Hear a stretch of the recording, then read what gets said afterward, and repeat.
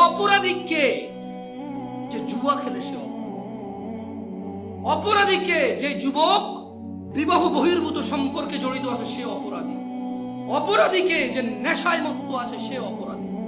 অপরাধীকে তার যৌবন অবহেলায়, উদাসীনতায়, দিনদ্রোহিতায়, দিনহীনতায় যে জীবন যাপন করে গাধা গরু ছাগল কুকুরের মতো, সে হচ্ছে অপরাধী।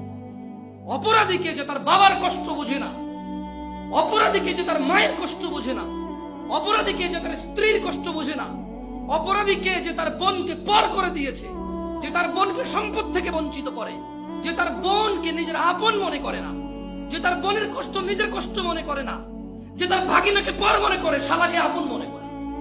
শালাও আপন, ভাগিনাও আপন, দুইজনই আপন, কেউ কারো প্রতিদ্বন্দ্বী নয়। একটা আত্মীয়, একটা পরম আত্মীয়। সে অপরাধী, সে পাপী। যে ফজরে ঘুমিয়ে থাকে, যে জোহরে আড্ডায় থাকে, যে আসরে ক্লান্ত থেকে বিশ্রাম করে নামাজে না গিয়ে, যে মাগরিবে চায়ের জন্য ওঠে, নামাজের জন্য ওঠে না, যে এশায় টেলিভিশন আড্ডাবাজিতে ব্যস্ত থাকে, সে লোকটা হচ্ছে অপরাধী।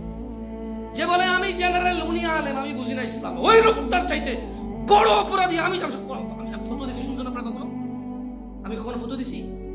ফটো মানে কি? মন্তব্য করা, কোনো কিছুকে হারাম আলাপ বলা, জায়েজ বলা, না জায়েজ বলা। মানে আমি বলছি তুই কাজটা ঠিক করছ না, এটা হারাম, এটা হলো কি? তাহলে চায়ের দোকানে মুফতি পাওয়া যায় কি না? ফতোয়া কে দেয়? মুফতি। ফতোয়া কে দেয়?